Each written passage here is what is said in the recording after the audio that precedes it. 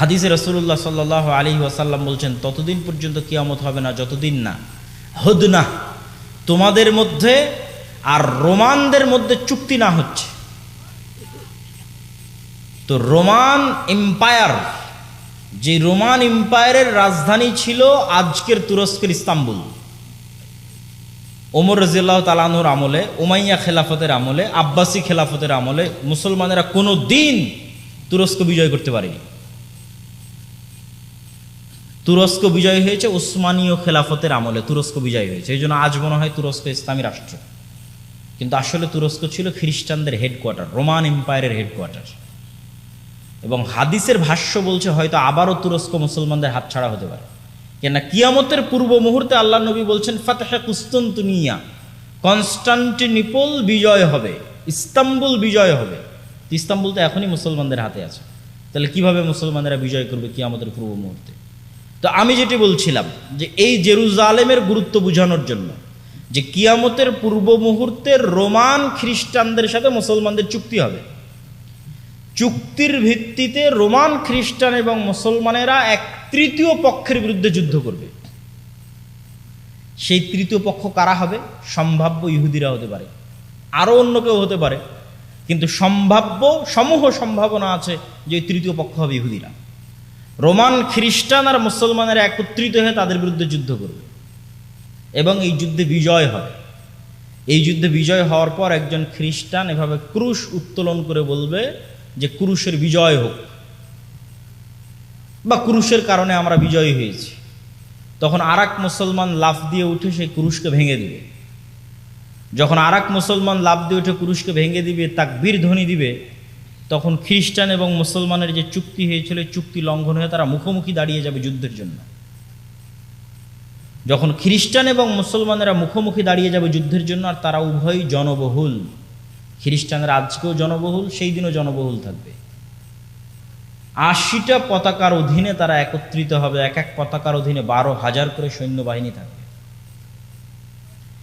এই 80টা পতাকার অধীনে 12,000 করে সৈন্যবাহিনী নিয়ে যখন তারা একত্রিত হবে, তখন প্রায় 10 লক্ষের কাছাকাছি। তখন যে যুদ্ধ হবে, এই যুদ্ধের বর্ণনা দিতে গিয়ে রাসূল সাল্লাল্লাহু আলাইহি ওয়াসাল্লামের ভাষা অনুযায়ী 2টা বাক্য মনে রাখার মতো। একটা হচ্ছে যে একটা পরিবারে যদি 100 জন সদস্য থাকে তো 99 জন মারা যাবে, একজন বেঁচে থাকবে। একটা হচ্ছে একটা পাখি যদি আকাশে উঠতেই থাকে তো 1 মাস উঠতে থাকলেও সে লাশ ছাড়া আর কিছু পাবে না। এত ভয়ঙ্কর যুদ্ধ হবে এবং এত বেশি পরিমাণে মানুষ মারা যাবে। রাসূলুল্লাহ সাল্লাল্লাহু আলাইহি ওয়াসাল্লাম বলছেন, আমার উম্মত ওই দিন 3 ভাগে বিভক্ত হবে। 1 ভাগ যুদ্ধের মাঠ থেকে পালিয়ে যাবে, এদের তওবা আল্লাহ কোনোদিন কবুল করবে না। যুদ্ধের মাঠ থেকে পালিয়ে যাওয়া কবিরা গুনাহের লিস্টে প্রায় প্রত্যেক হাদিসে রাসূলুল্লাহ সাল্লাল্লাহু আলাইহি ওয়াসাল্লাম যখন কবিরা গুনাহের লিস্ট করেছেন, শিরক করা, জেনা করা, নিরপরাধ মানুষকে হত্যা করা, সুদ খাওয়া, তখন বেশিরভাগ হাদিসে একটা বড় কবিরা গুনাহ আছে, জিহাদের মাঠ থেকে পালিয়ে যাওয়া। এটা অনেক বড় কবিরা গুনাহ। তো একদল উম্মত সেই দিন জিহাদের মাঠ থেকে পালিয়ে যাবে, এদের তওবা আল্লাহ কোনোদিন কবুল করবে না। একদল উম্মত ওই যুদ্ধে শহীদ হবে, এরা হবে পৃথিবীর সর্বশ্রেষ্ঠ শহীদ। আর আরেক দল উম্মত ওই যুদ্ধে বিজয়ী হবে, তারা আর কিয়ামত পর্যন্ত কোনোদিন ফিতনায় পতিত হবে না। আল্লাহু আকবার। যারা বিজয়ী হবে। তো এই যুদ্ধগুলো কোথায় সংঘটিত হবে? এই যুদ্ধ সংঘটিত হওয়ার যে জায়গাগুলো রাসূলুল্লাহ সাল্লাল্লাহু আলাইহি ওয়াসাল্লাম বলছেন, এগুলো সব সিরিয়া, তথা সিরিয়া বলতে আমরা বুঝি ফিলিস্তিন, ইসরায়েল, জর্ডান, আজকের সিরিয়া সব মিলে। তো এই যুদ্ধ সংঘটিত হবে সিরিয়াতে।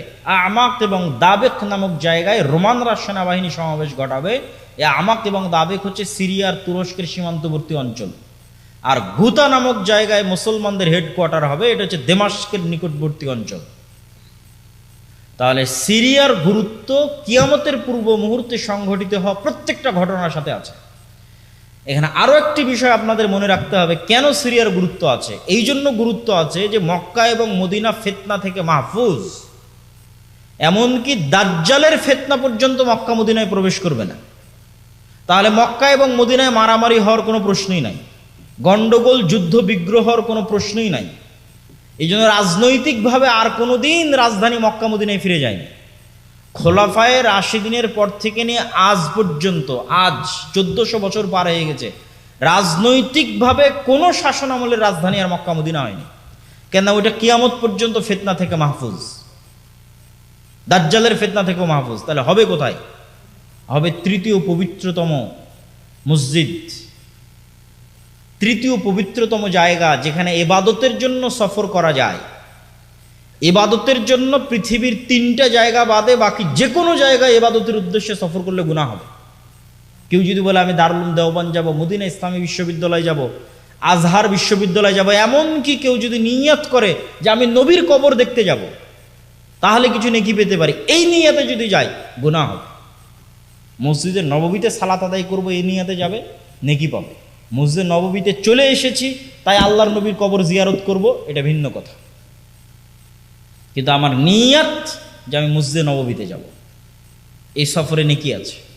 তাহলে এরকম 3টে জায়গা আছে, যে 3টে জায়গায় ইবাদতের উদ্দেশ্যে সফর করা যায়। তার 3 নম্বর জায়গা মসজিদ আকসা। আজ থেকে 80-90 বছর আগে একজন হাজি যখন ভারত, পাকিস্তান, আফগানিস্তান, বাংলাদেশ থেকে চলতো, তখন সেই হাজির পক্ষে এটি সহজ ছিল, যারা বাই রোড যাতায়াত করত অথবা যারা সমুদ্র পথে যাতায়াত করত, তারা চেষ্টা করত একসাথে 3টে মসজিদই দেখে আসতে। যেমন এখন আপনারা হজ ওমরায় গেলে 2 মসজিদ দেখেন, তৃতীয় মসজিদে কিন্তু যাওয়ার সুযোগ হয় না। এটা আল্লাহ সুবহানাহু ওয়া তাআলার পক্ষ থেকে আমাদেরকে আল্লাহ মাহরুম করে রেখেছে, বঞ্চিত করে রেখেছে উম্মতে মুহাম্মাদের গুনাহের কারণে। উম্মতে মুহাম্মাদের তাকওয়া এবং পরহেজগারিতার অভাবের কারণে তৃতীয় পবিত্রতম মসজিদ থেকে বঞ্চিত, যেখানে আমাদের পূর্বপুরুষরা সালাত আদায় করার সুযোগ পেত কিন্তু আমরা পাই না, যাওয়ার সুযোগ পেত কিন্তু আমরা পাই না। আল্লাহ আমাদের বঞ্চিত করে রেখেছে 70 বছরের বেশি কাল থেকে। সম্মানিত উপস্থিতি, এবং এই জেরুজালেমের বাবুল লুদ, লুদ নামক দরজায় ঈসা আলাইহিস সালাতু ওয়াস সালাম দাজ্জালকে হত্যা করবে। সুতরাং এই অঞ্চলে যা সংঘটিত হবে তার গুরুত্ব সীমাহীন, অপরিসীম এবং অপরিহার্য। এখান থেকে আমাদের শিক্ষা কি? এই বিশাল ইতিহাস থেকে আমাদের শিক্ষা হচ্ছে, এই যে জেরুজালেম বা এই যে মসজিদ আকসা, মুসলমানেরা 2বার বিজয় করেছে। একবার ওমর ফারুক রাদিয়াল্লাহু তাআলা আনহু, আর একবার সুলতান সালাহুদ্দিন আইয়ুবী রাহিমাহুল্লাহ। ওমর ফারুক রাদিয়াল্লাহু তাআলা আনহু যখন জেরুজালেম বিজয় করেন, আবু উবাইদা ইবনুল জাররাহ যখন তার নিকটে চিঠি লেখেন, 4000 সাহাবী সেই দিন উপস্থিত ছিল। কি চিঠি লেখেন? যে পাদ্রীরা চাবি হস্তান্তর করবে না আমিরুল মুমিনিন খলিফাতুল মুসলিমিন না আসলে। তো আমিরুল মুমিনিন খলিফাতুল মুসলিমিন আসছেন, অসংখ্য পাদ্রী, পৃথিবীর রোমান এম্পায়ারের সবচেয়ে বড় তীর্থস্থল জেরুজালেমের বড় বড় পাদ্রীরা বসে আছে, অনেক বড় পাওয়ারফুল জায়গা জেরুজালেম। সেই পাওয়ারফুল জায়গায় বড় বড় পাদ্রীরা বসে আছে, তারা অপেক্ষায় আছে আমিরুল মুমিনিন খলিফাতুল মুসলিমিন আসবে। আর তিনি প্রবেশ করছেন, তখন তিনি উটের রশি ধরে টানছেন। তো মানুষ তো সন্দেহে পড়ে গেছে কে খলিফা আর কে চাকর। কিন্তু আবু উবাইদা ইবনুল জাররাহ তো চিনেন যে ইনি আমাদের খলিফা। তো উনি হন্তদন্ত হয়ে ছুটে এসেছেন, আমিরুল মুমিনিন করেছেন কি? লায়ানজুরু ইলাইনার রোমান নাজরাতা কিল্লাহ, আমাদের দিকে রোমানেরা অপমানের দৃষ্টিতে তাকিয়ে আছে। দেখো মুসলমানদের নেতার অবস্থা দেখো, ঠাট্টা করছে। তখন ওমর রাদিয়াল্লাহু তাআলা বলছেন, আজ্জানাল্লাহ, আল্লাহ আমাদেরকে সম্মান দিয়েছে। আমরা ছিলাম মরুভূমির রাখাল, পৃথিবীর কেউ আমাদের চিনত না, জাহিলি যুগে কেউ আমাদের চিনত না। আর আজকে আমি ওমর জেরুজালেম বিজয় করছি, এটা আমার কাছে কল্পনারও বাইরে, স্বপ্নেরও বাইরে। এই যে কল্পনা এবং স্বপ্নেরও বাইরে মরুভূমির এক রাখালকে উঠিয়ে নিয়ে এসে আল্লাহ অর্ধ পৃথিবীর শাসক বানিয়ে দিলেন।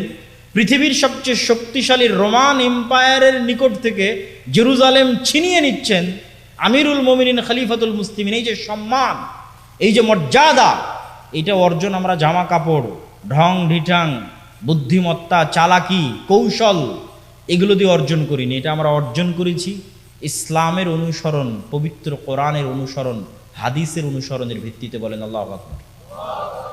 এইটা হচ্ছে মুসলমানদের জন্য শিক্ষা, যে আজকে মুসলমানেরা জেরুজালেমে যেতে পারে না কেন, মসজিদে আকসায় যেতে পারে না কেন, বঞ্চিত কেন?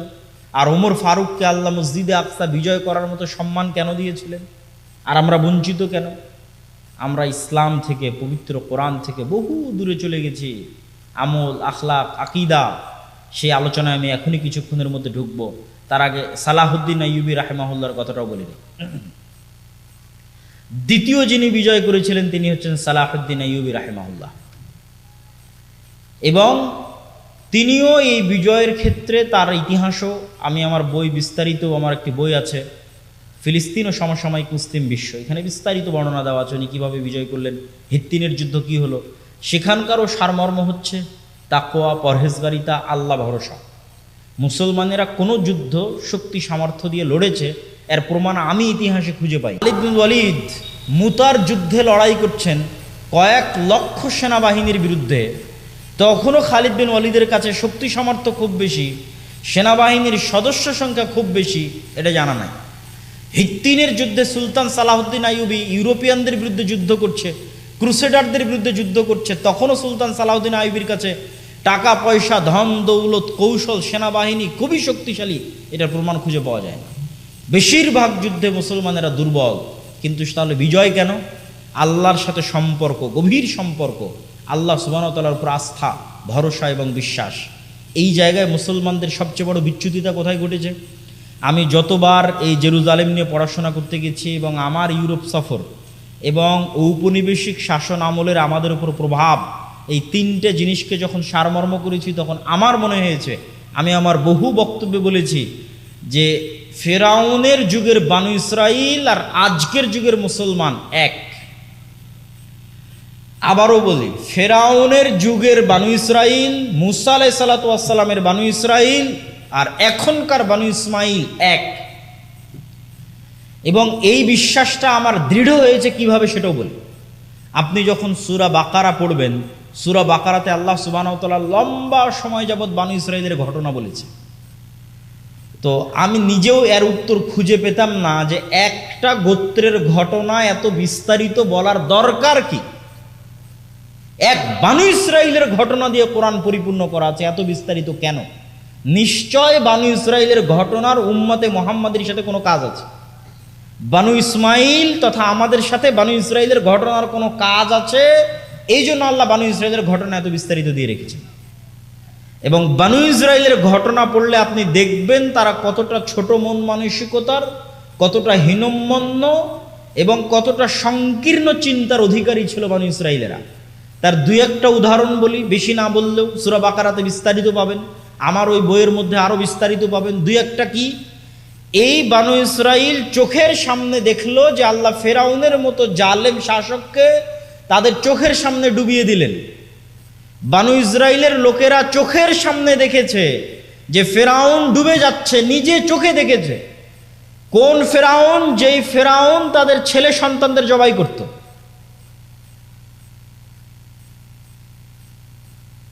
ইউযাব্বিহুনা আবনাআকুম ওয়া ইস্তাহয়ুনা নিসাআকুম, এই সেই ফেরাউন যে তোমাদের ছেলে সন্তানদের জবাই করত, মেয়ে সন্তানদের বাঁচিয়ে রাখত। এই ভয়ঙ্কর ফেরাউনকে চোখের সামনে ডুবতে দেখেও এই বানু ইসরাইল মুসা আলাইহিস সালাতু ওয়াস সালামকে বলছে, লান নুমিনা লাকা হাত্তা নারাল্লাহ জাহরাতান, মুসা তোমার প্রতি ঈমান আনয়ন করব না যতক্ষণ না প্রকাশ্যে আল্লাহকে না দেখছি। বলেন নাউজুবিল্লাহ। এর চেয়ে বড় প্রকাশ্যে আল্লাহকে কি দেখবি? চোখের সামনে ফেরাউন ডুবে গেল। তাহলে কত বড় নিমক হারাম সংকীর্ণ চিন্তার একটি জাতি হলে মুসা আলাইহিস সালামকে বলতে পারে, তোমার তাওরাতে বিশ্বাস স্থাপন করি না, তোমার আল্লাহকে সরাসরি দেখতে চাই। এরকম অসংখ্য ঘটনা আল্লাহ তুলে ধরেছেন। লান নাসবিরা আলা তুআমিন ওয়াহিদ ফাদউ লানা রাব্বাক, আল্লাহ তাদের জন্য আসমান থেকে খাবার পাঠাতেন, মান্না সালওয়া। তো তারা মুসা আলাইহিস সালামকে বলছে, এক খাবার প্রতিদিন ভালো লাগে না, তোমার আল্লাহকে বলো যেন জমিন থেকে চাল, ডাল, গম, পেঁয়াজ, রসুন এগুলো উৎপন্ন করে, এই এক খাবার ভালো লাগে না। তখন আল্লাহ বলছে, ঠিক আছে, এই চাল, ডাল, রসুন যখন চাও তাহলে সবুজ শ্যামল ভূমিতে যাও, মরুভূমিতে তো এগুলো হবে না। এই ঘটনাগুলো ঘটতেছে মরুভূমিতে, ওই জমি আজও মরুভূমি। আপনি আজকের মিশরে গিয়ে যদি তুর পাহাড় ঘুরতে যান, যেই তুর পাহাড়ের পাদদেশে এই ঘটনাগুলো ঘটছে, এর চারপাশ শত শত কিলোমিটার মরুভূমি, যেটাকে বলা হয় সিনাই মরুভূমি। এই মরুভূমির মধ্যেই 40 বছর বানু ইসরাঈলরা ঘুরপাক খেয়েছিল। তাহলে তো এই মরুভূমি পার হয়ে যেখানে সবুজ শ্যামল এলাকা আছে, ওটা বিজয় করতে হবে, ওখানে যাও জিহাদ করো। তোমার ইযহাব আনতা ওয়া রাব্বুকা ফাকাতিলা, মুসা আপনি আর আপনার আল্লাহ গিয়ে যুদ্ধ করেন, আমরা যুদ্ধ করতে পারবো না। তাহলে যাদের জন্য আল্লাহ পাথর ফেটে 12টা ঝর্ণাধারা তৈরি করলেন, তাদের জন্য, তাদের চোখের সামনে, ওই ইস্তাসকা মূসা লিকওমিহি ফাকুল নাজরিব বিআসাকাল হাজার ফানফাজারাত মিনহু ইসনাতা আশারাতা আইনা, যখন মুসার কওম মুসাকে বলেছিল পানি দাও, মরুভূমিতে পানি নাই, আর সমুদ্রের লবণাক্ত পানি খাওয়া যায় না, এই মরুভূমির পাশে, এই তুর পাহাড়ের পাশেই লোহিত সাগর, এই সব লবণাক্ত পানি খাওয়া যায় না, পানির ব্যবস্থা করো। তখন আমি মুসাকে বললাম, মুসা লাঠি দিয়ে পাথরে আঘাত করো, পাথরে আঘাত করলো, 12টা ঝর্ণা তৈরি হলো তাদের চোখের সামনে। খাবারের ব্যবস্থা কোথায় হবে? মরুভূমিতে খাবার নাই, জান্নাত থেকে খাবার আসে। তাহলে জান্নাত থেকে খাবার আসে, পাথর থেকে পানি বের হয়। ফেরাউন ডুবতে দেখেছে চোখের সামনে, তারপর আল্লাহ বলতেছে যাও যুদ্ধ করো, বলে তুমি আর তোমার আল্লাহ গিয়ে যুদ্ধ করো। তখন আমার চিন্তা চেতনা এবং আমার গবেষণা যে বানু ইসরাইলের এই বিশাল ঘটনা আল্লাহ কোরআনে উল্লেখ করছে, মানে একদিন উম্মতে মুহাম্মাদি এদের মতো হয়ে যাবে, মানে একদিন উম্মতে মুহাম্মাদি বানু ইসমাইল বানু ইসরাইলের মতো হয়ে যাবে। কিভাবে হবে সেটাও আমি মিলিয়েছি। আমার এটা গবেষণা ভুলও হতে পারে, ঠিকও হতে পারে। আমার গবেষণা হচ্ছে যে বানু ইসরাইল এরা তো নবীর সন্তান। এই যে যারা বলতেছে যে আমরা তোমার আল্লাহকে না দেখলে ঈমান আনয়ন করবো না, তুমি আর তোমার আল্লাহকে যুদ্ধ, এরা তো নবীর সন্তান। কোন নবীর সন্তান? ইব্রাহিম আলাইহিস সালামের সন্তান। ইব্রাহিম আলাইহিস সালামের ছেলে ইসহাক, ইসহাকের ছেলে ইয়াকুব, ইয়াকুবের ছেলে ইউসুফ। ইউসুফ কুয়াতে নিক্ষিপ্ত হয়ে ভাইয়েরা ফেলে দিয়েছে, ওখান থেকে মিশরের বাজারে বিক্রি হয়েছে। তারপরে ইউসুফ আলাইহিস সালামের মৃত্যুর 300-400 বছর পর মুসা আলাইহিস সালাম, একই বংশ। ইউসুফ আলাইহিস সালাম যেই বংশ, মুসা আলাইহিস সালাম ওই বংশ। ইউসুফ আলাইহিস সালামের 300-400 বছর পর মুসা আলাইহিস সালাম। তাহলে 300-400 বছরে এত পরিবর্তন নবীর সন্তানদের কেমনে সম্ভব? এর আর দ্বিতীয় কোনো উত্তর নাই যে ইউসুফ আলাইহিস সালামের মৃত্যুর পর ইউসুফ আলাইহিস সালামের যাদের সাথে জোট ছিল তাদের যখন পতন হয়, আর ফারাওদের যখন উত্থান হয়, তখন এরা আগের সরকার আর আগের সরকারের সাথে যাদের জোট ছিল, উভয়ের উপর জুলুমের স্টিম রোলার চালায় ফারাওরা। তাহলে আগের সরকারের জোট সরকারকে ইউসুফ আলাইহিস সালাম মন্ত্রী ছিল, আর তার ভাইয়েরা 12 ভাই, ওই 12 ভাইয়ের জন্য 12টা ঝর্ণা তৈরি হয়েছিল। 12 ভাইয়ের সন্তানের জন্য নদীতে যখন আল্লাহ বলেছিল যে সমুদ্রের রাস্তা তৈরি হও, 12টা রাস্তা তৈরি হয়েছিল ইউসুফ আলাইহিস সালামের 12 ভাইয়ের 300-400 বছর পরের পরবর্তী বংশধরের জন্য 12টা রাস্তা তৈরি হয়েছিল। আর পাথর ফেটে 12টা ঝর্ণাও বের হয়েছিল ইউসুফ আলাইহিস সালামের 12 ভাইয়ের 300-400 বছর পরবর্তী বংশধরের জন্য। এরা নবীর সন্তান।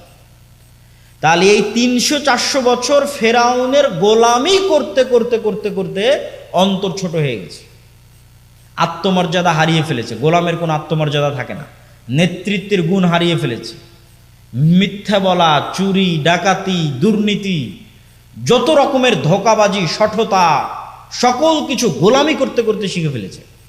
কেননা যখন একটা মানুষ গোলাম হয় তখন এগুলো শিখতে বাধ্য হয়।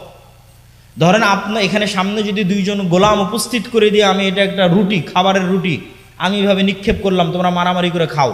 তো এই রুটিটা মারামারি করে নেওয়ার জন্য ওদের 2 জনকে ধোঁকাবাজিপূর্ণ আচরণ করতে হবে, মারামারি করতে হবে, মিথ্যা বলতে হবে, একজন আরেকজনকে ঠকাতে হবে, তাহলে নিতে পারবে। তাহলে এই যে পরস্পরকে ঠকানোর প্রতিযোগিতা, এটা গোলামের মধ্যে তৈরি হয়। তাহলে দীর্ঘ 250-300 বছর ফেরাউনের গোলাম থাকার কারণে নবীর সন্তানরা এরকম হয়ে গেছে। এবার উম্মতে মুহাম্মাদি, আমরা তো উম্মতে মুহাম্মাদি, ফারুকের উত্তরসূরি, আবু বকরের উত্তরসূরি, খালিদ বিন ওয়ালিদের উত্তরসূরি, তারিক বিন জিয়াদের উত্তরসূরি, এদের অবস্থা এরকম কেন? এরাও হচ্ছে ঔপনিবেশিক শাসন আমলে 200 বছরের গোলাম ছিল। শুধু আমরা না, আফ্রিকার মুসলমানেরা থেকে শুরু করে পাকিস্তান, ভারত থেকে শুরু করে পৃথিবীর প্রায় 90% অঞ্চলের মুসলমানেরা ইউরোপের গোলাম ছিল 200-250 বছর। আমরা যখন বাদশাহ আলমগীরের জামানায় ছিলাম, আমি চিন্তা করি, আমার কল্পনা শক্তি বলে যে বাদশাহ আলমগীরের জামানায় যখন মুসলমানেরা ছিল তখন মুসলমানেরা মিথ্যা বলা জানতো না। কেন? তখন রাজা, বাদশাহ, তখন আত্মমর্যাদা ভিন্ন, আত্মসম্মান ভিন্ন। পুরো ভারতের 5 ভাগ জমির 1 ভাগ জমি শুধু মসজিদ মাদ্রাসার নামে ওয়াকফ আছে। তুমি মিথ্যা বলবে কেন? ধোঁকা দিবে কেন? মারামারি কাটাকাটি করবে কেন? কিন্তু যখন ব্রিটিশদের অধীনে 190 বছর গোলাম, তখন গোলামি করতে করতে রক্তের মধ্যে মিথ্যা ঢুকে গেছে, বানু ইসরাইল হয়ে গেছে। ধোঁকাপূর্ণ আচরণ, শঠতা আচরণ, দুর্নীতি প্রবেশ করে গেছে। একই অবস্থা আফ্রিকার মুসলমানদের, এবং তাদের অবস্থা আমাদের চাইতে খারাপ। কেন খারাপ? ব্রিটিশদের চাইতে জঘন্য নিকৃষ্ট কলোনি হচ্ছে ফ্রান্স, স্পেন আর ইতালির কলোনি। ইংল্যান্ডের কলোনির চাইতে নিকৃষ্ট কলোনি। আমাদেরকে তো ইংল্যান্ডেরা ন্যূনতম স্বাধীনতা দিয়ে গেছে, স্পেন এবং ফ্রান্স আফ্রিকার মুসলমানদেরকে এই ন্যূনতম স্বাধীনতাটুকু দেয়। অস্ত্র কিনতে হবে ফ্রান্সের কাছে, তোমার ব্যাংকের টাকা কেন্দ্রীয় ব্যাংকে থাকবে ফ্রান্সের। এখন আজকের কথা বলছি, তোমার পররাষ্ট্রনীতি ফ্রান্স নিয়ন্ত্রণ করবে। তুমি বাইরের কোনো দেশের সাথে অস্ত্র চুক্তি করতে পারবে না, কোনো পররাষ্ট্রনীতি চলবে না, সব হবে ফ্রান্স কেন্দ্রিক। এখনকার কথা বলছি, আজকের কথা বলছি। তোমার সেনাবাহিনীকে সকল ট্রেনিং দিবে ফ্রান্স। তোমার দেশের সকল খনিজ সম্পদ একমাত্র ফ্রান্স উত্তোলন করতে পারবে, বিক্রি করতে পারবে। আফ্রিকা কোটি কোটি টাকার খনিজ সম্পদের উপর ভাসতেছে, কিন্তু পুরো খনিজ সম্পদ নিয়ে যাচ্ছে কারা? ইউরোপিয়ানরা। আর ওই খনিজ সম্পদ যেন ইউরোপিয়ানরা নিয়ে যায়, তার জন্য গার্ড দেয় জাতিসংঘের শান্তিরক্ষী বাহিনী। আর সেই জাতিসংঘের শান্তিরক্ষী বাহিনীতে আমাদের বাংলাদেশ আর্মি, পাকিস্তান আর্মি যুদ্ধ করে। তো সম্মানিত উপস্থিতি, এই আফ্রিকানদেরকে যখন আপনি ইতালি, ফ্রান্স, স্পেনের মাটিতে দেখবেন, তখন দেখবেন তারা বাঙালি মুসলমানদের চাইতে বেশি মিথ্যুক, বাঙালি মুসলমানদের চাইতে বেশি ধোঁকাবাজ, বাঙালি মুসলমানদের চাইতে বেশি সঠতাপূর্ণ আচরণ করে। আর বাঙালি মুসলমানদের যখন দেখবেন ইন্ডিয়ান সাবকন্টিনেন্ট, পাকিস্তানের মুসলমানদের যখন ইউরোপে দেখবেন, তখন জন্ম নিবন্ধন কার্ড থেকে শুরু করে, জাতীয় পরিচয়পত্র থেকে শুরু করে, সার্টিফিকেট থেকে শুরু করে, যে আবেদন সাবমিট করেছে আবেদন সাবমিট থেকে শুরু করে, সরকারের কাছে বেনিফিট নিবে যে আমার কয় ছেলে মেয়ে কোথায় পড়ে, আমি কি চাকরি করি, কত টাকা ইনকাম করি, প্রত্যেক ধাপে মিথ্যা বলতেছে। শুরু থেকে নিয়ে শেষ পর্যন্ত মিথ্যার উপর প্রতিষ্ঠিত। সে মুসলমান, হাজি, নামাজি, ওমরাকারী, কিন্তু পুরো জীবনটা মিথ্যার উপর প্রতিষ্ঠিত। এবং মিথ্যা বলতেছে কাদের কাছে? ইহুদি খ্রিস্টানদের কাছে মিথ্যা বলতে, 2টা টাকা বেশি পাওয়ার জন্য। এটা হচ্ছে গোলামের নেচার, গোলামের স্বভাব। এই জন্য আমরা হয়ে গেছি এই যুগের বানু ইসরাইল। এই যুগের বানু ইসরাইল যে তার প্রমাণ কোথায়? তার প্রমাণ হচ্ছে এই যে ফিলিস্তিন, যে ফিলিস্তিন দিয়ে আলোচনা শুরু করেছি। কিভাবে বলছে এই ফিলিস্তিন প্রমাণ? আল্লাহ ওই বানু ইসরাইলের উপর চাপিয়ে দিয়েছিলেন ফেরাউনকে। ফেরাউনের কথা আল্লাহ কি বলছে? ইউযাব্বিহুনা আবনাকুম ওয়া ইস্তাহইউনা নিসাআকুম। তোমরা বানু ইসরাইল গোলাম না? তোমাদের গোলামের প্রমাণ কি? তোমাদের ছেলে সন্তানদেরকে ফেরাউন জবাই করে, মেয়ে সন্তানদেরকে বাঁচিয়ে রাখে। তো আমরা যে গোলাম, তার প্রমাণ কি? দেখো, সারা পৃথিবীর মানুষের চোখের সামনে 50,000-এরও অধিক নারী, পুরুষ, শিশুকে গত 1.5 বছরে গাজার মাটিতে হত্যা করা হয়েছে। পৃথিবীর কেউ টু শব্দ করে তাদের বাঁচাতে যায়নি। এর চেয়ে বড় গোলামির প্রমাণ আর কি নেবেন? যে পুরো মুসলিম বিশ্ব যে গোলাম, এর চেয়ে বড় প্রমাণ আর লাগবে না। পৃথিবীর কোনো যুদ্ধের আইন পর্যন্ত ফলো করা হয়নি। হাসপাতাল পর্যন্ত, বিশ্ববিদ্যালয় পর্যন্ত, স্কুল পর্যন্ত কিছুই নিরাপদ থাকেনি। পুরো গাজা ধুধু মরুভূমিতে পরিণত হয়ে গেছে। মাথা গুজার মতো ঠাঁই এরকম একটা ছাদ পর্যন্ত নাই, সবাই তাঁবুর নিচে। ঠিক রোহিঙ্গারা যেভাবে তাঁবুর নিচে, সেভাবে তাঁবুর নিচে। কিন্তু সারা পৃথিবীর চোখে, সারা পৃথিবীর মানুষের চোখের সামনে গেছে, 57টা মুসলিম রাষ্ট্রের চোখের সামনে গেছে। তাহলে ওখানে ফেরাউন তাদের জবাই করার কথা আল্লাহ সুবহানাহু ওয়া তাআলা বর্ণনা করেছে। আজকের যুগের ফেরাউনেরা আজকের যুগের বানু ইসরাইলকে এভাবে হত্যা করতেছে। কেননা আজকের যুগের বানু ইসরাইলের এই যে গুণাবলী, তথা আমি আমার নিজেদেরকে বলতেছি, এই গুণাবলী থেকে উদ্ধারের উপায় কি? এই গুণাবলী থেকে উদ্ধারের উপায় হচ্ছে মুসলমানদের আনুষ্ঠানিকতা ঠিক আছে। এই জিনিসটা আল্লামা ইকবালও রিয়ালাইজ করেছেন, উনিও ওনার কবিতার মধ্যে বলেছেন। উনিও এই জিনিসটা অনুভব করেছেন ইউরোপ সফরের পর। सबक फिर से पढ़ सदाकत का, शुजाअत का, अदालत का, लिया जाएगा तुझसे काम, दुनिया की इमामत का। আল্লামা ইকবালও উনিও দেখেছেন পাকিস্তানের মানুষদের, বাংলাদেশের মানুষদের, আমিও দেখেছি যে তাদের মধ্যে ইসলামের আনুষ্ঠানিকতা আছে। পুরো রমজানে সাহারি ইফতারি ঠিক আছে, মসজিদ মাদ্রাসা আছে, সব কিছু আছে। ঈদের আনুষ্ঠানিকতা ঠিক আছে, জানাজার আনুষ্ঠানিকতা ঠিক আছে, সালাত, সিয়াম, হজ, যাকাতের আনুষ্ঠানিকতা ঠিক আছে, ওমরার আনুষ্ঠানিকতা ঠিক আছে। কিন্তু যেই বৈশিষ্ট্যের উপর আল্লাহ নবীদের বড় করেছেন, নবীদেরকে আল্লাহ জন্মগত যেই গুণের উপর বড় করেছেন, ওই গুণটা মুসলমানদের নাই। সব নবীকে আল্লাহ জন্মগত সত্যবাদিতা এবং ন্যায়পরায়ণতার উপর বড় করেছেন। জন্মই হয়েছে এটার উপর, সত্য বলার উপর, ন্যায়পরায়ণতার উপর। আত্মমর্যাদা, আত্মসম্মানের উপর, নেতৃত্বের গুণাবলী সম্পন্ন। আর আমি মনে করি এই জন্যই আল্লাহ সুবহানাহু ওয়া তাআলা মূসা আলাইহিস সালাতু ওয়াস সালামকে বানু ইসরাইলের আর 10টা ছেলের সাথে বড় করেননি। বানু ইসরাইলের আর 10টা ছেলের সাথে বড় হলে তো গোলামদের সাথে বড় হতেন। তো গোলামদের সাথে বড় হলে তো ওনারও মন মানসিকতা ছোট হয়ে যেত, ধোকা দেওয়া শিখতো, মিথ্যা বলা শিখতো। এই জন্য মূসা আলাইহিস সালামকে আল্লাহ মানুষ করেছে রাজার বাড়িতে। রাজার বাড়িতে মানুষ হলে তো আর মিথ্যা বলে খাবার নেওয়া লাগবে না, আরেকজনকে ধোকা দিয়ে একটা টাকা বেশি উপার্জন করা লাগবে না। তাহলে এগুলো শিখবে না, কি শিখবে? আত্মমর্যাদা, আত্মসম্মান, নেতৃত্ব শিখবে। তাই শিখেছেন। এবং আত্মমর্যাদা, আত্মসম্মান, নেতৃত্ব কোন লেভেলের ছিল মূসা আলাইহিস সালামের? যে একদিনের জন্য বাইরে বের হয়ে কোনো এক জায়গায় একদিন একটা অন্যায় কাজ দেখেছেন তার চোখের সামনে, একদিনের জন্য একটা অন্যায় কাজ দেখেছেন যে ফেরাউনের কোনো লোক বানু ইসরাইলের কোনো লোকের উপর জুলুম করতেছে। তো গোলাম হলে তো এটাকে জুলুমই মনে করতো না, আরে এটাই তো আমাদের ভাগ্যের পরিহাস, এটা এবার জুলুম কি? তো জুলুমই মনে করতো না। কিন্তু উনি স্বাধীন নেতা হিসেবে আল্লাহ তাকে বড় করেছে। তাহলে জুলুম কেন হবে? এক থাপ্পড় দিয়েছেন ফেরাউনের লোককে, এক থাপ্পড়ে ফেরাউনের লোক মরে গেছে। এই যে আত্মমর্যাদা, গায়রাত, রাগ, এটা গোলামের থাকে না। এই গায়রাত, এই রাগ, এই আত্মমর্যাদা একজন স্বাধীন নেতার থাকে। তো ওই স্বাধীন নেতা কোথায় তৈরি হতে হবে? যেখানে আত্মমর্যাদা, আত্মসম্মান আছে, ওখানে তৈরি হতে হবে। এই জন্য বানু ইসরাইলের সাথে বড় না করে রাজার বাড়িতে আল্লাহ সুবহানাহু ওয়া তাআলা বড় করেছেন মূসা আলাইহিস সালাম। এই জন্য মূসা আলাইহিস সালামের চিন্তা চেতনার সাথে বানু ইসরাইলের চিন্তা চেতনা মিলত না। এক পর্যায়ে বিরক্ত হয়ে মূসা আলাইহিস সালাম আল্লাহকে বলছেন, হে আল্লাহ, এদের দায়িত্ব আমি আর নিতে পারবো না। উনি একজন স্বাধীন চেতা, আত্মমর্যাদার অধিকারী মানুষ হিসেবে গোলামদের দায়িত্ব কতদিন পালন করবে? সম্মানিত উপস্থিতি, তাহলে মুসলমানদের সব ঠিক আছে নাই কি? ওই জন্য আল্লামা ইকবাল বলছে, সাবাক ফিরছে বাট সাদাকাত কা, নতুন করে সত্য বলা শিখো। তোমাদের পুরো জীবন মিথ্যার উপর, ব্যবসা বাণিজ্য, টাকা পয়সা, কাজ কারবার সব মিথ্যার উপর।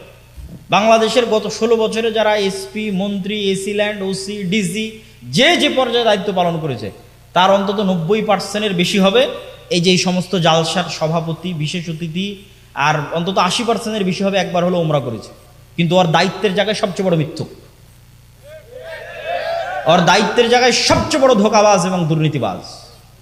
এটাই গোলামের স্বভাব, এই জন্য গোলাম। তাহলে সে ইসলামের আনুষ্ঠানিকতা ঠিক রেখেছে, কিন্তু রাসূল সাল্লাল্লাহু আলাইহি ওয়াসাল্লাম এবং নবীদের জন্মগত যে গুণ সেটা তার মধ্যে আনতে পারে। এই জন্য রাসূলুল্লাহ সাল্লাল্লাহু আলাইহি ওয়াসাল্লাম বলছেন, সাবআতুন ইউদিল্লুহুমুল্লাহ ইয়াওমা লা দিল্লা ইল্লা দিল্লু, 7 শ্রেণীর মানুষকে আল্লাহ সুবহানাহু ওয়া তাআলা আরশের বিশেষ ছায়া দিবেন, তার 1 নম্বরে থাকবে। আরো তো 6টা আছে, থাকবে, সমস্যা নেই, সবাই ভালো, সবাই উত্তম কাজ করেছে, তাদেরকে আল্লাহ সম্মান দিবে। কিন্তু সিরিয়ালে 1 নাম্বার, তাহাজ্জুদ গুজারকে পেরিয়ে, নফল সিয়াম পালনকারীকে পেরিয়ে 1 নম্বরে হচ্ছে ইমামুন আদিল, সত্যবাদী, ন্যায়পরায়ণ, সৎ, দায়িত্বশীল। আমি অন্তত আমার জায়গা থেকে বলতে পারবো যে এই সত্যবাদিতা এবং ন্যায়পরায়ণতা সরকারি সেক্টর বহু দূরে থাক, আমাদের মতো যারা আলেম ওলামা, যারা মসজিদ, মাদ্রাসা, ইসলামী দল সংগঠন পরিচালনা করছি তাদের মধ্যেও নাই। এই জন্য আল্লাহ আমাদের দিয়ে রাষ্ট্রে বিজয় দান করবেন না। কেন? আমরা রাষ্ট্রে বিজয় পাওয়ার যোগ্য নই। কেননা রাসূল সাল্লাল্লাহু আলাইহি সাল্লাম বলছেন, ঈসা আলাইহিস সালাম সমগ্র পৃথিবী বিজয় করবে। তো সমগ্র পৃথিবী বিজয় করে তিনি হবেন হাকামান মুকসিতা, ন্যায় বিচার প্রতিষ্ঠাকারী শাসক। তো ইসলাম রাষ্ট্রে যাবে, তার ব্র্যান্ডিং হচ্ছে ন্যায় বিচার। তো আমি মসজিদের সভাপতি, মাদ্রাসার প্রিন্সিপাল, ইসলামী দল সংগঠনের আমির, আমি আমার দলে ন্যায় প্রতিষ্ঠা করতে পারিনি। যে কর্মী বেশি কাজ করেছে ওকে বাদ দিয়ে যেই কর্মী চামচামি করেছে ওকে পদ দিয়েছি। তাহলে আমি আমার দলে ন্যায় প্রতিষ্ঠা করতে পারিনি, তার মানে আমাকে যদি আল্লাহ রাষ্ট্রের দায়িত্ব দেয় তাহলে গত 16 বছর যা দুর্নীতি হয়েছে তার চেয়ে বেশি দুর্নীতি হবে। তাহলে আমি হচ্ছে নেতা হওয়ার অযোগ্য, দায়িত্বপর, কিসের যোগ্য? গোলাম হওয়ার যোগ্য। এই সমস্ত গুণাবলী কাদের? গোলামদের। এবার যদি আম পাবলিক তথা আপনাদের মতো সাধারণ জনগণের কাছে চলে আসি, বিভিন্ন পর্যায়ের চাকরিজীবী, দায়িত্বশীল বাদ দিলাম, আলেম ওলামা বাদ দিলাম, সাধারণ জনগণ, এমন কত সাধারণ জনগণ নিবেন যে হজ করেছে, ওমরা করেছে, সালাত আদায় করে, লম্বা দাড়ি, মাথায় সিজদা দিয়ে কড়া ফেলে দিয়েছে, কিন্তু তার নিজের বোনকে বাপের সম্পত্তিতে ন্যায়ের সাথে অংশ বুঝিয়ে দেয়নি। ন্যায়ের সাথে অংশ বুঝিয়ে দেওয়া মানে যেই জায়গায় আবাদ কম হয়, যেই জায়গা পানিতে ডুবে থাকে, রাস্তা থেকে দূরে, ওটা দিয়েছে বোনকে। আর যেটা ভালো ফরওয়ার্ড জমি সেটা দিয়েছে নিজে। তাহলে এটা তো ন্যায় প্রতিষ্ঠা হলো না। তাহলে যে তার পরিবারে ন্যায় প্রতিষ্ঠা করতে পারলো না, তাকে যদি আল্লাহ রাষ্ট্রের দায়িত্ব দেয়, তাহলে ও গত 16 বছরের চেয়ে বেশি দুর্নীতি করবে না? বেশি দুর্নীতি করবে। তাহলে এই স্বভাবটা কার? গোলামের স্বভাব, নেতার স্বভাব নয়। নেতা কখনো মিথ্যা বলা জানে না, নেতা কখনো দুর্নীতি করা জানে না, সত্যবাদী, ন্যায়পরায়ণ। আবু সুফিয়ান কাফের হতে পারে, কাফেরদের সর্দার হতে পারে, বদর, উহুদ, খন্দকের যুদ্ধে আল্লাহর নবীর বিরুদ্ধে যুদ্ধে নেতৃত্ব দিতে পারে, কিন্তু আবু সুফিয়ান বাই বর্ন, জন্মগত লিডার। জন্মগত লিডার। এই জন্য আবু সুফিয়ানকে যখন জেরুজালেমে বাদশাহ হিরাক্লিয়াস তার চিরশত্রু মুহাম্মদ সাল্লাল্লাহু আলাইহি ওয়াসাল্লাম সম্পর্কে জিজ্ঞেস করছে, তখন আবু সুফিয়ান একটা বাক্য মিথ্যা বলেনি।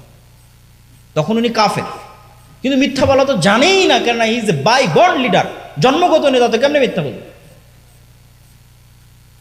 সম্মানিত উপস্থিতি, কিন্তু আমরা মুসলমানেরা, আমরা হচ্ছি ওই যুগের মক্কার কোরাইশ মুশরিকদের চাইতে চরিত্রের দিক থেকে, মিথ্যা, ধোঁকা এবং দুর্নীতির দিক থেকে নিম্ন স্তরে অবস্থান করছি। আমরা চলে গেছি আজ থেকে 4000 বছর আগের বানু ইসরাইলদের স্তরে। তাহলে আমাদের এখান থেকে বের হয়ে আসতে হলে আমাদের সত্য বলা, যেটা আল্লামা ইকবাল বলেছে, সাবাক ফিরসে পার সাদাকাতকা, সত্য বলা শিখো, সুজা আতকা, সাহসী হও, ভেরুকা পুরুষ হয় না, আদালতকা, ন্যায় প্রতিষ্ঠা করা শিখো। এই কয়টা জিনিস যদি মুসলমানেরা তোমরা করতে পারো, আল্লাহ পুনরায় তোমাদেরকে দুনিয়ার নেতা বানিয়ে দিবে। বলেন আল্লাহু আকবার। এবং মুসলমানেরা